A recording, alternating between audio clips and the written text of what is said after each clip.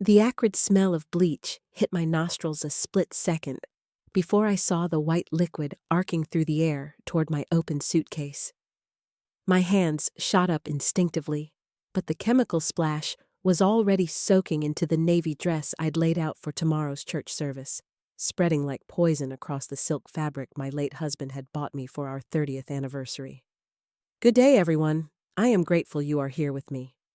Before we begin, I would really love to know where you are watching from. Comment your city below. Now, let me tell you about something that changed my life forever. I stood frozen in the doorway of my son's guest bedroom, my fingers gripping the doorframe so hard my knuckles ached. The bottle dangled from my daughter-in-law's hand, dripping pale drops onto the hardwood floor.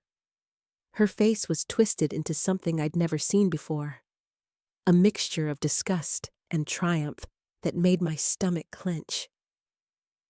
"What did you do?" The words came out as a whisper, my throat constricting around them. She stepped closer, and I could see the veins pulsing in her neck. "You smell like old grease and mothballs. I've been holding my tongue for 3 days, but I can't take it anymore." My legs carried me forward without conscious thought. I grabbed the edge of the suitcase, my fingers trembling as they touched the wet fabric. The bleach burned my skin where it made contact, and I jerked back, cradling my hand against my chest. The dress was already changing color, pale orange streaks bleeding through where the chemical ate away at the dye. I pulled out the next item, my good blouse, the emerald green one I wore to job interviews. Ruined. The blazer I'd saved 6 months to buy, destroyed. Each piece I lifted revealed more devastation, more evidence of her deliberate cruelty. My underwear, my pajamas, even the worn t-shirt I used for sleeping, had been drenched in bleach. The room spun around me. I gripped the edge of the dresser, forcing air into my lungs in short, painful gasps. My entire wardrobe for this 2-week visit was destroyed. Every piece of clothing I'd brought lay in that suitcase, chemically burned beyond repair. "You need to leave." Her voice came from behind me, cold and flat. I turned slowly, my legs unsteady beneath me. She stood with her arms crossed, blocking the doorway, her designer athleisure outfit pristine and perfect. The bottle of bleach sat on the nightstand now, its cap still off, fumes rising from the opening. My phone was in my purse downstairs. My son was at work and wouldn't be home for another 4 hours. I calculated the distance to the door, measured the space between us. She was younger, taller, and she'd positioned herself strategically. "I'm calling my son," I said. "Go ahead." She smiled, and it was the coldest expression I'd ever seen on a human face. "Tell him how his mother drove all the way here and stunk up our house so bad I had to take action." I moved toward her, watching her eyes track my approach. She shifted her weight, planting herself more firmly in the doorframe. The hallway behind her stretched toward the stairs, toward my purse, toward any possibility of help. My heart hammered against my ribs as I stopped 3 feet away. "Move," I said. She tilted her head, examining me like I was something stuck to her shoe. Her fingers drummed against her bicep, the massive diamond on her ring finger catching the light. The same ring my son had spent his entire savings on, working double shifts for 6 months. I stepped to the left. She mirrored me instantly. I feinted right, and she followed, her athletic frame responding with practiced ease. Of course, I'd forgotten about her CrossFit obsession, the way she posted gym selfies constantly while my son worked 70-hour weeks to pay for their lifestyle. The bleach fumes were growing stronger, filling the guest room with their acrid stench. My eyes watered, but I couldn't tell if it was from the chemicals or the rage building in my chest like a living thing. The ruined clothes in the suitcase behind me represented months of careful budgeting, hours of overtime at the hospital.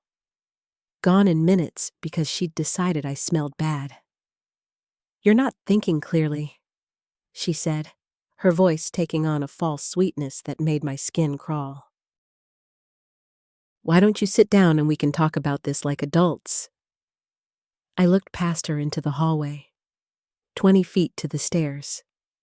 Another 15 to the front door where I'd left my purse on the entryway table. My car keys were inside, my phone, my wallet. Everything I needed to escape this house and the woman who'd methodically destroyed my belongings while I showered. My hands clenched at my sides. The muscles in my shoulders tensed, coiling like springs. I'd worked in emergency rooms for 23 years, had restrained patients twice my size during psychiatric emergencies. I knew how to move when it mattered. "Last chance," I said. "Move."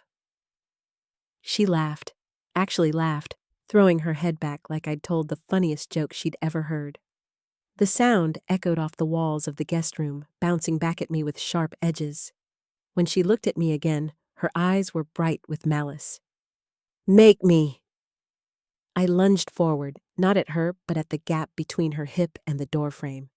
She grabbed for my arm, but I twisted, using momentum instead of strength, the way the security training had taught us. My shoulder connected with her side, and I pushed through, breaking into the hallway. Her nails raked across my forearm, leaving burning trails. I stumbled, but kept moving, my bare feet slapping against the hardwood floor as I ran for the stairs. Behind me, I heard her curse, heard her footsteps gaining. The stairs appeared ahead, the polished wood gleaming in the afternoon light from the skylight above. I grabbed the banister and swung myself around, taking the steps 2 at a time. My heel slipped on the 4th step down, and I crashed into the wall, my shoulder taking the impact. Pain exploded through my arm, but I kept going. She was right behind me, her breathing harsh and angry. I could feel her presence like heat on my back, could sense her reaching for me. The entryway table came into view at the bottom of the stairs, my leather purse sitting exactly where I'd left it 3 hours ago, back when I'd foolishly believed this visit would go differently. I hit the bottom step and dove for the table, my fingers closing around the purse strap just as her hand grabbed a fistful of my shirt. The fabric twisted tight against my throat, yanking me backward. I spun, swinging the purse in a wide arc. The leather bag connected with her shoulder, and she staggered, releasing me. The front door stood 10 feet away. I lunged for it, my hand closing around the cool brass knob. It didn't turn. Locked. My fingers scrabbled at the deadbolt above, my hands shaking so badly I could barely grip the metal. The bolt slid back with a heavy click. She slammed into me from behind, crushing me against the door. The wood was solid oak, unyielding against my cheek and chest. Her arm came around my neck, squeezing, cutting off air. I drove my elbow back hard into her ribs once, twice. She grunted, but held on, her breath hot against my ear. My vision started to blur at the edges. I reached back blindly, my fingers finding her face, her eyes. She shrieked and released me, stumbling away. I gasped, dragging air into my burning lungs, and yanked the door open. The late afternoon heat hit me like a wall as I burst onto the porch. My car sat in the circular driveway, sunlight glinting off the silver paint. 20 yards. I could make it. My bare feet pounded down the stone steps, the rough concrete scraping my soles. "You think you can just leave?" Her voice came from the doorway, shrill and furious. "After what you said to me?" I didn't look back. The driveway gravel bit into my feet, each step sending sharp jolts of pain up my legs. My keys were in my purse, still clutched in my white-knuckled fist. I fumbled with the zipper as I ran, my fingers clumsy with adrenaline. A car door slammed somewhere behind me. Engine noise roared to life. I glanced back and my stomach dropped. She'd gotten into Marcus's BMW, the one he always left parked in the circular drive with the keys in the console. The silver sedan lurched forward, tires spitting gravel. I veered left, off the driveway and onto the manicured lawn. The grass was soft under my torn feet, but I couldn't slow down. The BMW's engine growled louder, closer. I cut right, heading for the line of decorative hedges that bordered the property. The hedge was tall, nearly 6 feet, but there had to be a gap somewhere. The car's bumper brushed my leg, and I sprawled forward, my hands and knees slamming into the grass. My purse flew from my grip, contents scattering across the lawn. I rolled, saw the BMW reversing for another pass, saw her face through the windshield twisted with rage. My fingernails dug into the dirt as I scrambled sideways on hands and knees. The BMW's engine roared, transmission grinding as she shifted gears. I lunged toward the hedges, thorny branches tearing at my already ruined blouse. The car's front bumper missed me by inches, close enough that I felt the heat radiating from the metal. I pushed through the hedge, branches clawing at my face and arms. Blood welled up on my forearms where thorns raked deep. On the other side, a neighbor's yard stretched out in perfect suburban monotony. I sprinted across it, my lungs burning, feet leaving bloody prints on their pristine grass. Behind me, the BMW's door slammed. Footsteps pounded after me, faster than I expected. She'd kicked off her heels. I risked a glance back and saw her closing the distance, her face contorted into something barely recognizable. She'd been Marcus's wife for 3 years now, but I'd never seen this version of her. I cut between 2 houses, my shoulder slamming into a wooden fence post. Pain exploded through my collarbone, but I kept moving. A narrow walkway led toward the street. Almost there. My throat felt like sandpaper, each breath a desperate wheeze. Her hand caught my hair and yanked backward. My neck snapped back, stars exploding across my vision. I fell hard on the concrete walkway, my hip cracking against the unforgiving surface. She was on top of me instantly, her knees pinning my arms. "You call me crazy?" Spit flew from her mouth as she screamed. "After everything you've done?" I bucked upward, trying to throw her off. Her weight shifted, and I managed to get one arm free. My fist connected with her jaw, a solid crack that sent shockwaves up my arm. She reeled backward, giving me enough space to scramble out from under her. I pulled myself up using the fence, wooden splinters embedding in my palms. My vision swam. Blood dripped from somewhere on my forehead, warm and sticky, running into my left eye. I wiped it away with my torn sleeve and stumbled forward. A chain-link fence blocked the end of the walkway, 8 feet tall, maybe more. I grabbed the metal links and started climbing, my bleeding hands slipping on the metal. Behind me, she was getting up, swaying slightly but moving with renewed determination. My feet found purchase on the fence. I hauled myself up, muscles screaming in protest. Something grabbed my ankle and pulled. I kicked down hard, felt my heel connect with flesh and bone. She grunted but didn't let go.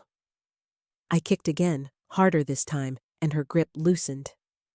I threw myself over the top of the fence, my shirt catching and tearing on the twisted metal at the peak. For a moment, I hung suspended, then gravity took over and I crashed down on the other side. My ankle twisted as I landed, white-hot pain shooting up my leg. The street. I'd made it to the street. Cars passed by, their drivers oblivious to the chaos unfolding. I limped toward the sidewalk, each step on my injured ankle sending fresh waves of agony through my body. A station wagon slowed, and I waved frantically at the driver. The car accelerated past me. The driver, an elderly woman, stared straight ahead as if I didn't exist. I turned back and saw her climbing the fence, moving with frightening speed despite the blow to her jaw. Her lip was split, blood staining her white teeth. I hobbled faster, dragging my injured foot. A shopping plaza sat across the street, maybe 200 yards away. People, witnesses, safety. I stepped off the curb and a horn blared. A pickup truck swerved around me, the driver shouting something I couldn't hear over the rushing in my ears. I made it to the center median and collapsed against a streetlight pole. My chest heaved, each breath a knife in my side. Probably a cracked rib from the fall. She was in the street now, dodging traffic, her eyes locked on me with predatory focus. "Someone help!" My voice came out as a croak, barely audible over the traffic noise. She reached the median. Her hands were bleeding too now, torn from climbing the fence. We stared at each other across 6 feet of grass and concrete, both of us battered and gasping. "This ends now," she said through gritted teeth. I pushed off from the streetlight and swung my fist at her face. She ducked, and my knuckles grazed her ear. Her shoulder drove into my midsection, sending us both tumbling onto the grass median. My injured ribs screamed as her weight crushed down on me. My fingers found her hair and yanked hard. She jerked back with a yelp, and I twisted my body, rolling us over. The grass was damp beneath my knees as I pinned her down. My fist connected with her cheekbone once, twice. Blood from her earlier split lip splattered across the green blades. She bucked her hips and threw me sideways. I landed on my bad ankle and howled, white spots dancing across my vision. Through the haze of pain, I saw her scrambling to her feet, reaching into her jacket pocket. Metal glinted in the afternoon sun. A knife. She had a knife. I grabbed a handful of the muddy grass and dirt, flinging it at her eyes. She flinched, swiping at her face with her free hand. The blade wavered. I lunged forward despite my ankle's protest, catching her wrist and slamming it down against the concrete curb. Once, twice, 3 times until her fingers loosened and the knife clattered away. "Bitch!" She raked her nails across my forearm, drawing 4 parallel lines of fire. I drove my elbow into her sternum. Air whooshed from her lungs. She doubled over, gasping, and I shoved her backward into the street. Tires squealed. A sedan swerved, missing her by inches. The driver laid on the horn, but didn't stop. My hands shook as I retrieved the knife from the grass. It was a folding utility blade, worn wooden handle smooth from use. The same knife I'd seen in my son's toolbox countless times. The same knife I'd watched him use to open boxes when they moved into their new house 3 years ago. She pulled herself up using a parking meter on the far side of the street. Her face was a mess now. Swollen jaw, bleeding lip, grass stains smeared across her cheek. But her eyes still burned with that same rage that had driven her to destroy my clothes, to chase me from my own son's house. "Marcus doesn't even know you're here!" she screamed across the traffic. The sound of my son's name from her mouth made my jaw clench. I tucked the knife into my pocket and limped to the edge of the median. A break in traffic opened up. I hobbled across, ignoring the throbbing in my ankle, the ache in my ribs, the burning scratches on my arm. She backed away toward the shopping plaza parking lot. Her hand pressed against her side where I'd elbowed her. Good. Let her hurt the way she'd made me hurt. "Stay away from us!" Her voice cracked. I said nothing, just kept advancing, step by painful step. She turned and ran, stumbling slightly as her shoe caught on the pavement. I followed, my injured ankle making me slower but no less determined. She cut between two parked cars and headed for the plaza entrance. The automatic doors slid open and she disappeared inside. I reached them seconds later, pausing to catch my breath. Through the glass, I could see her weaving between shoppers, knocking over a display of canned goods as she went. Metal cans rolled across the tile floor. A store employee in a red vest moved to intercept her. I pushed through the doors. The air conditioning hit my sweating face like a slap. My clothes were torn and stained with grass and mud. Blood dripped from the scratches on my arm, leaving a trail of red dots on the white tile. Shoppers stopped and stared. She'd made it to the back of the store, near the pharmacy section. I tracked her by following the path of disrupted customers and knocked over merchandise. My ankle protested every step, but adrenaline kept me moving. Near the pharmacy counter, she grabbed a shopping cart and shoved it toward me. I sidestepped, and it crashed into an end-cap display of vitamins, bottles scattered everywhere, rolling under shelves and across the floor. "Security!" someone yelled. She vaulted over the pharmacy counter with surprising agility. The pharmacist, a young man with thick glasses, scrambled backward. She snatched a bottle from the counter, prescription pills, I couldn't see what, and hurled it at my head. I ducked, and it shattered against the wall behind me. I climbed over the counter, slower and clumsier than she had. My ribs screamed. The pharmacist had backed himself into a corner, phone pressed to his ear. She was already at the far door marked "Staff Only," wrestling with the handle. The door gave way, and she plunged through. I followed, finding myself in a narrow hallway lined with boxes and supplies. Fluorescent lights flickered overhead. She was 20 feet ahead, running toward an emergency exit at the end of the corridor. I broke into a limping run. She hit the exit bar and burst through into the loading dock area. Bright sunlight flooded in. The alarm began shrieking, a piercing wail that echoed off the concrete walls. Outside, she jumped down from the loading dock, landing in the alley below. I reached the edge and looked down. 8 feet, maybe more. Too far with my injured ankle. She looked back up at me, chest heaving, blood and sweat mixing on her bruised face. "It's over," I called down. She shook her head slowly, backing toward the far end of the alley. Behind me, I heard heavy footsteps and radio chatter. Security had arrived. But my eyes stayed locked on her, on the woman who had burned my clothes with bleach and called me filthy, who had driven me from my own son's house.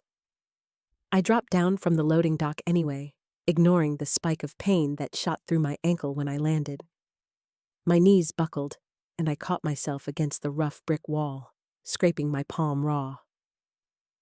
She had reached the end of the alley where it opened onto a side street. A delivery truck was backing up, its warning beeper cutting through the pharmacy alarm. She darted around the truck's rear bumper, forcing the driver to slam on his brakes. The horn blasted. I limped after her, pushing off the wall and forcing my legs to move faster. My ankle felt like someone had driven nails through the joint. Each step sent a fresh wave of agony up my shin. The driver leaned out his window, shouting something I couldn't hear over the alarm. I waved him off and stumbled around the truck's front end. She had crossed the street and was heading toward a small park, weaving between parked cars. A woman with a stroller jerked it out of her path, mouth open in shock. I followed onto the sidewalk, my breath coming in ragged gasps. My chest felt tight, constricted. Not now. Not a panic attack. Not when I was this close. I pressed my hand against my sternum and kept moving, focusing on her blonde hair bobbing through the sparse afternoon crowd. She cut through the park entrance, scattering a group of teenagers on skateboards.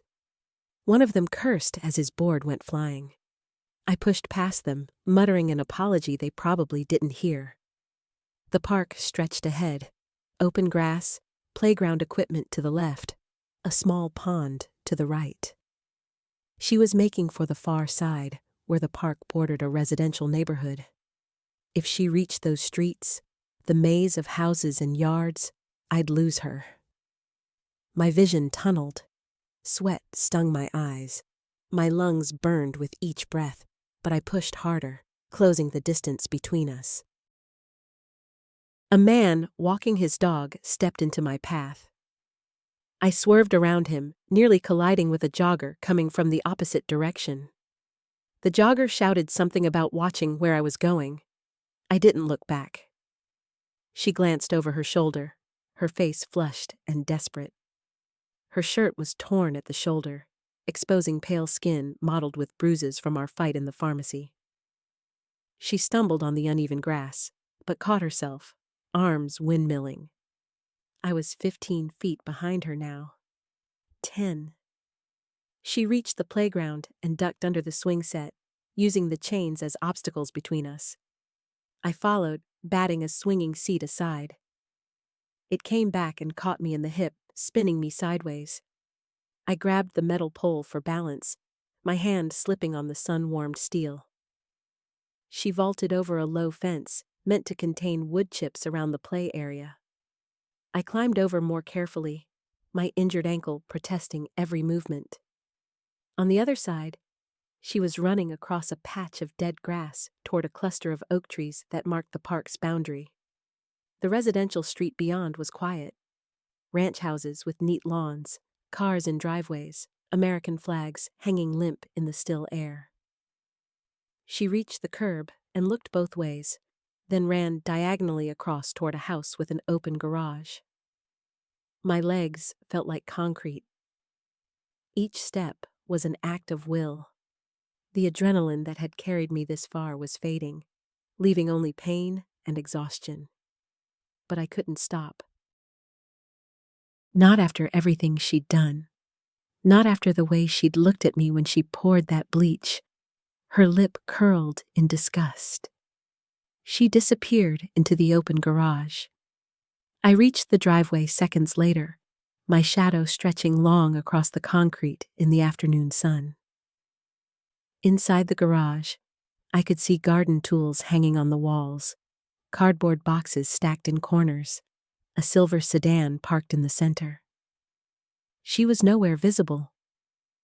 I stepped into the garage's shade, my eyes adjusting to the dimmer light. The air smelled of motor oil and grass clippings. Behind me, I heard sirens in the distance, growing louder. The pharmacy alarm was still screaming blocks away. A scraping sound came from behind the sedan. I moved around the car's hood, keeping my distance from the walls and their potential weapons. She was crouched by the rear tire, both hands gripping a tire iron. "Don't," I said, my voice hoarse. She stood slowly, the tire iron raised. Her hands were shaking. Block 7. The tire iron caught the light filtering through the garage door opening, its metal surface stained with rust near the handle. She held it at shoulder height, her knuckles white around the grip. Sweat ran down her temples despite the cool shade of the garage. Her chest rose and fell rapidly, her breath coming in short gasps that matched my own ragged breathing. I shifted my weight to my left leg, trying to ease the burning pain in my right ankle. The movement caused a loose nail in the wooden workbench beside me to glint, catching my peripheral vision. The sedan's hood was still warm. I could feel heat radiating from it even at this distance. Someone had been driving recently, which meant the homeowners might return at any moment. She took a step backward, her shoe scraping against a patch of oil-stained concrete. The tire iron wavered slightly, dipping an inch before she corrected her grip. Behind her, a lawnmower sat pushed against the far wall, its grass catcher overflowing with brown clippings that filled the enclosed space with a sweet, rotting smell. "The police are coming," I said, keeping my hands visible at my sides. "It's over." She didn't respond. Instead, she feinted left, then lunged forward with unexpected speed. The tire iron swung in a wide arc toward my shoulder. I threw myself backward, my spine slamming against the sedan's side mirror. The mirror cracked under the impact, sharp plastic cutting through my shirt into my skin. The tire iron missed my collarbone by inches, creating a whoosh of displaced air that I felt on my neck. My feet scrambled for purchase on the slick concrete. She pulled back for another swing, this time aiming lower toward my ribs. I rolled along the car's length, my hands sliding across the dusty paint as I pushed myself toward the vehicle's rear. The tire iron connected with the sedan's door panel instead, creating a metallic crunch that echoed through the garage like a gunshot. The car's alarm exploded into life. High-pitched wailing filled the enclosed space, bouncing off the walls and ceiling. Red lights flashed on the sedan's dashboard, creating a strobing effect that turned everything into a disorienting nightmare of shadows and sudden brightness. I reached the back of the car and stumbled around the trunk. She was already following, her face twisted with something beyond anger, desperation, maybe, or pure panic. The tire iron dragged along the car's paint job as she moved, creating a screaming sound that cut through even the alarm's wailing. My hand found a cardboard box stacked against the rear wall. I grabbed it and threw it without looking at the contents. The box burst open mid-flight, scattering Christmas decorations across the concrete floor. Plastic ornaments rolled in every direction, glass ones shattering into glittering shards that caught the flashing red light. She stumbled over a tangle of lights, her free hand shooting out to catch herself against the wall-mounted pegboard. The pegboard tilted under her weight. Garden tools rained down. A hand trowel clattered against the concrete. Pruning shears landed near my feet with both blades open. A long-handled rake fell last, its wooden handle catching her across the shoulder blade on the way down. She cried out, but didn't drop the tire iron. Instead, she kicked through the scattered ornaments, crushing them under her shoes as she advanced. Blood was seeping through the sleeve of her blouse where she'd caught her arm on something sharp during the fall.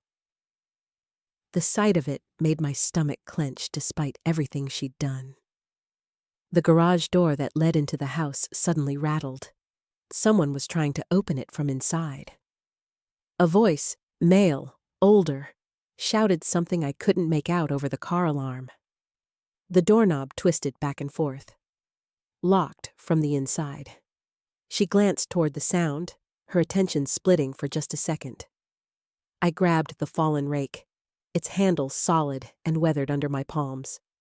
When she turned back toward me, I swung the rake horizontally, using it like a staff to block the space between us. The wooden tines caught the tire iron on her next swing, wood cracking but holding. The impact sent vibrations up my arms, making my shoulders scream in protest. She wrenched the tire iron free, splinters flying from the rake's damaged head. I backed toward the open garage door, toward sunlight and open air and potential witnesses. My heel came down on a broken ornament, the glass grinding under my shoe. She followed, relentless. The tire iron came down in an overhead swing, aimed at my skull. I raised the rake horizontally above my head, catching the blow with the handle. The wood split down the middle with a crack like breaking bone. Both halves fell away, leaving me holding nothing but air. The interior door finally gave way with a splintering crash. An elderly man in khaki pants stumbled into the garage, his glasses askew on his face. He took in the scene, the destroyed car, the scattered debris, the two women facing each other in the chaos. "What in God's name?" She spun toward him, the tire iron still raised. The man's eyes went wide, and he retreated back through the doorway, disappearing into the darkness of his house. I heard him shouting for someone named Margaret, his voice cracking with fear. The sirens were much closer now. Multiple vehicles, their overlapping wails creating a discordant symphony that seemed to come from every direction at once. She heard them too. Her head jerked toward the open garage door, then back to me, calculating distances and odds. The tire iron fell from her hands, clanging against the concrete. She bolted for the garage's side exit, a person-sized door I hadn't noticed before, half hidden behind more stacked boxes. I launched myself after her, my injured ankle threatening to give out completely. Riding block 810. I crashed through the side door 3 seconds behind her, emerging into a narrow alley choked with overgrown bushes and privacy fencing. Branches scraped across my face as I pushed through the vegetation, drawing thin lines of fire along my cheeks. The sound of her footsteps pounding on gravel pulled me forward, despite the stabbing pain radiating up from my ankle with each step. She vaulted over a chain-link fence at the alley's end, her body moving with the desperate agility of a cornered animal. I grabbed the top rail and hauled myself up, my dress catching on the twisted wire. The fabric tore with a sound like ripping paper as I threw myself over, landing hard on the opposite side. My shoulder connected with packed dirt, sending a bolt of electric pain down my arm. The backyard I'd landed in was a maze of children's toys. A plastic slide, scattered tricycles, deflated pool floats. I scrambled to my feet, scanning for movement. She was already halfway across, weaving between a rusted swing set and an above-ground pool covered in green-tinged winter tarp. A dog erupted from somewhere to my left, all teeth and fury, its chain snapping taut as it lunged toward me. The barking split the air, raw and frenzied. I veered right, putting distance between myself and the animal's snapping jaws. The chain rattled against its metal stake with each violent pull. She cleared the yard's back fence in a running leap, her fingers hooking over the top board. I was losing ground. My ankle buckled as I jumped over a wagon full of moldering leaves, and I went down on one knee. The impact jarred through my entire leg, white spots dancing across my vision. Behind me, the sirens had stopped. Car doors slammed in rapid succession. Voices shouted commands I couldn't quite make out over the continued barking of the dog. They were searching the elderly man's house, questioning him, trying to understand the destruction in his garage. I forced myself up and continued forward. The fence here was solid wood, 6 feet tall with no easy handholds. I grabbed a nearby garbage can and dragged it over, ignoring the stench of rotting food that billowed out when the lid shifted. The plastic cracked under my weight as I stepped up, my good foot seeking purchase on the slick surface. My fingers found the fence top just as the can collapsed beneath me. For one suspended moment, I hung there, arms burning, feet kicking at empty air. Then muscle memory from decades ago kicked in. High school gym class, rope climbing, pull-ups on the playground with my own children when they were young. I pulled myself up and over, dropping into yet another yard. This one was emptier, just a rectangle of dying grass bordered by naked flower beds. She was cutting diagonally across it, heading for a gate in the far corner. Her breathing came in ragged gasps now, loud enough that I could hear it across the distance between us. I angled to intercept, my own lungs screaming for air. The gate swung open before she reached it, and a teenager stepped through, earbuds in, eyes on his phone. She plowed into him without slowing. He went down hard, his phone skittering across the grass, his startled yelp cut short as the impact drove the air from his lungs. She stumbled but kept moving, disappearing through the gate. I reached the fallen teen and grabbed his shoulder, checking for serious injury. His eyes were wide but focused, more shocked than hurt.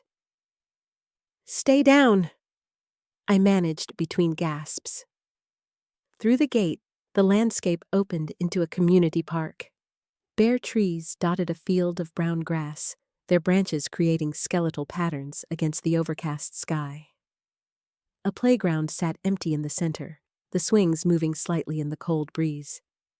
She was sprinting across the open ground, heading for the parking lot on the far side where several cars sat scattered across the painted spaces. I followed, abandoning any attempt at stealth or strategy. This was pure pursuit now, stripped down to its most basic elements: predator and prey, hunter and hunted. My ankle had gone numb, adrenaline overriding the pain signals. Each breath felt like inhaling broken glass. She reached a silver sedan and yanked on the driver's door. Locked. She moved to the next car, a blue compact, pulling frantically at its handle. Also locked. Her head swiveled, searching for options as I closed the distance between us. The parking lot backed up against a drainage ditch, beyond which lay a strip mall. Generic storefronts with faded signs advertising cell phone repairs and discount groceries. She made for the ditch, sliding down its concrete slope toward the trickle of dirty water at the bottom. I reached the edge just as she scrambled up the opposite side. My descent was less controlled, more a barely managed fall. Mud sucked at my shoes, thick and clinging. The water soaked through my torn stockings, ice cold against my skin. The concrete slope on the far side was steeper, slick with algae growth. My fingers found cracks in the surface, small edges to grip. I hauled myself up inch by inch, my shoulders burning with the effort. At the top, I rolled onto the cracked asphalt of the strip mall's rear parking area. She had reached the back entrance of one of the stores, a heavy metal door with peeling paint. Her fists hammered against it, the sound echoing off the surrounding buildings. When no one answered, she grabbed a loose chunk of asphalt and hurled it at the door's small window. The glass spiderwebbed, but didn't break. I was on my feet again, closing in. She saw me coming and abandoned the door, running along the building's rear wall. A dumpster sat against the brick, its green paint covered in graffiti tags. She used it as a stepping stone, jumping from its closed lid to grab the edge of the roof above. Her legs kicked at air as she tried to pull herself up. The roof's edge was higher than the fences had been, and she was tiring. I could see it in the trembling of her arms, the increasingly frantic scissoring of her legs. I reached the dumpster and climbed up. From here I could grab her ankle, pull her back down. My hand shot out, fingers closing around her calf. She kicked backward, her heel connecting with my collarbone. The impact sent me reeling, my grip loosening. She made one final desperate pull and rolled onto the roof, disappearing from view. The sound of running footsteps approached from multiple directions. Voices shouted for us to stop, to show our hands. Red and blue lights flickered against the strip mall's walls, painting everything in alternating shades of emergency. Block 910. I stood on the dumpster, chest heaving, staring at the empty edge where she'd vanished. My collarbone throbbed where her heel had connected. The police cruisers pulled into the parking lot behind me, their headlights cutting through the dusk and pinning me in harsh white beams.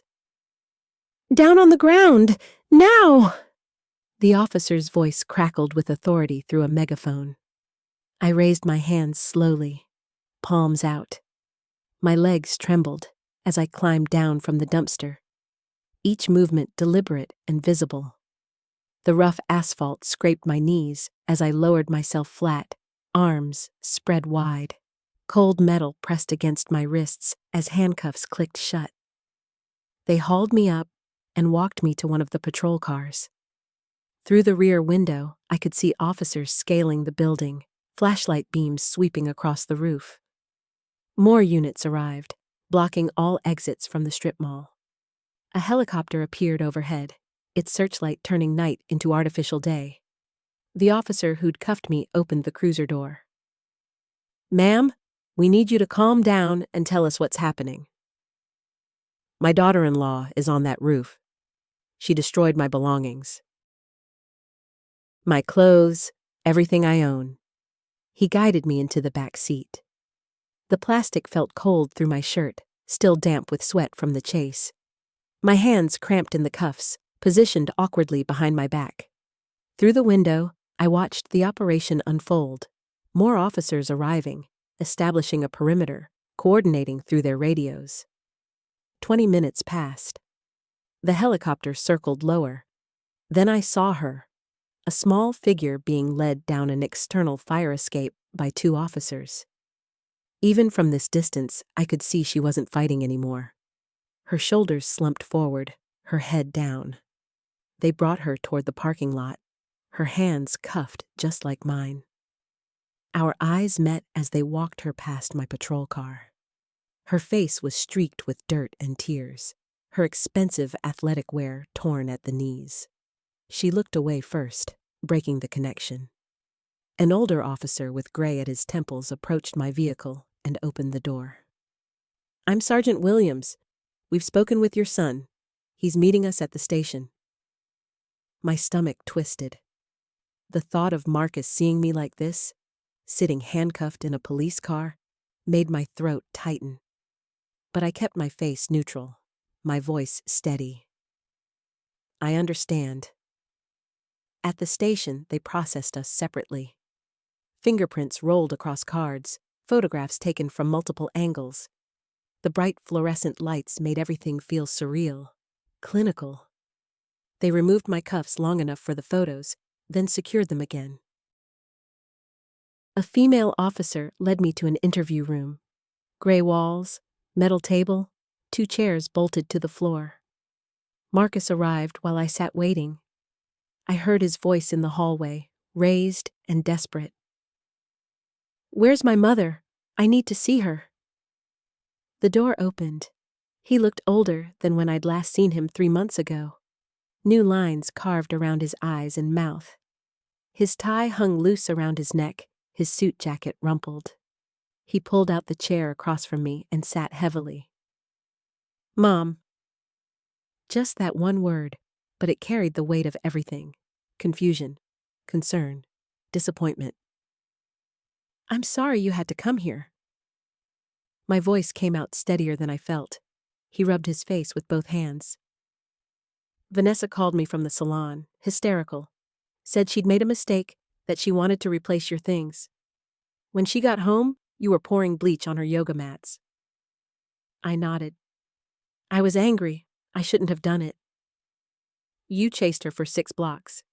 She thought you were going to hurt her." The accusation hung between us. I met his eyes directly, unflinching. "I wasn't going to hurt her. I just wanted her to face what she'd done, not run from it." Marcus leaned back, the chair creaking. "She told me everything. About the clothes, the things she said about you." He paused, drawing a shaky breath. "I didn't know she felt that way about you staying with us." "She made it clear tonight. This can't happen again, Mom. Either of you, this level of—" He gestured vaguely. Whatever this was, Sergeant Williams entered with a clipboard. He set it on the table between us, then leaned against the wall. "Your daughter-in-law isn't pressing charges if you agree not to press charges against her. We're willing to let you both go with a warning, given the circumstances. But you'll both need to complete anger management counseling." I looked at the form. Standard police paperwork, agreements and stipulations typed in neat, bureaucratic language. My hands were free now, the cuffs removed during processing. I picked up the pen Williams offered. "Before you sign," Marcus said, "you should know. Vanessa and I talked. She's staying with her sister for a while, and I've been looking at assisted living facilities." The pen stilled in my hand. "Assisted living?" "Not nursing homes, independent living communities for active seniors. Places where you'd have your own apartment, activities, people your age. He slid his phone across the table, showing photos of bright common rooms and modern studio apartments. This isn't about tonight. I've been thinking about it for a while. You need your own space, your independence, and maybe Vanessa and I need to figure some things out. I studied the images. Clean walls with nothing bleached, a small kitchen, windows overlooking a garden. My own door that locked, my own space that no one could violate. Block 1010. 6 months had passed since that night. I turned the key in the lock of apartment 3B, feeling the familiar, smooth rotation of the deadbolt sliding home. Mine. All mine. The November sunlight streamed through windows I'd dressed with cream-colored curtains from the discount store downtown. No bleach stains marred the fabric draped across my secondhand sofa. No tension thickened the air. I set my grocery bags on the kitchen counter, arranging fresh vegetables in the small refrigerator that hummed contentedly in the corner. The community garden program had taught me to appreciate kale and Swiss chard. My fingers moved over the produce with newfound confidence, selecting what I'd cook for tonight's meal. Tomorrow, I'd attend the watercolor class in the recreation center. Thursday meant book club with women who laughed freely and argued about plot points instead of household territories. The anger management sessions had ended last month. 12 weeks of breathing exercises and conflict resolution strategies. I'd sat in folding chairs with strangers who'd also reached breaking points, learning to recognize the physical warnings before rage overtook reason. The instructor's words echoed during difficult moments. Notice where you feel it. Name it. Choose your response. My phone buzzed on the counter. Marcus's name appeared on the screen. I wiped my hands on a dish towel before answering, watching a cardinal land on the feeder outside my window. Hey, Mom. Still good for Sunday dinner? I'll be there at 6, I said, keeping my voice steady and warm. Great.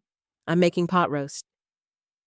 He paused, and I heard papers shuffling in the background.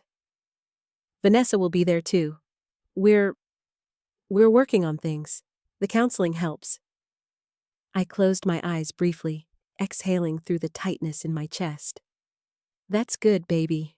Really good. After ending the call, I moved through my small space, straightening throw pillows and adjusting the African violet on the windowsill. The plant had bloomed twice since I'd moved in, delicate purple flowers emerging from fuzzy leaves. I misted it gently with the spray bottle, watching water droplets catch the afternoon light. The community center's bulletin board had advertised a part-time position in the office. I'd submitted my application yesterday, dressed in clothes I'd purchased with money from my first Social Security check. Clean khakis, a navy blouse with no chemical burns eating through the fabric. The interviewer had smiled at my organizational skills, my decades of managing household logistics. We could use someone with your attention to detail, she'd said.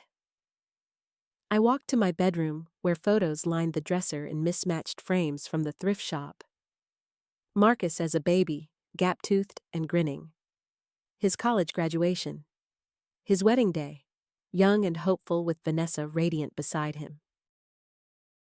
I'd added a new photo last week, myself with 3 other residents from the complex, arms linked after our first community theater performance. We'd only sung in the chorus, background voices for the lead actors, but we'd memorized every word and hit most of the notes. The lavender soap I'd bought sat in a dish by the bathroom sink. I lifted it to my nose, inhaling the calming scent. No one would tell me I smelled bad here. No one would pour destruction over my belongings because proximity bred contempt. I'd learned in group therapy that sometimes love meant distance, that healthy relationships required boundaries, separate spaces where individuals could breathe without suffocating each other. Sunday would come. I'd sit at their dinner table again, navigating the careful politeness of people rebuilding trust. Vanessa and I would probably never be close.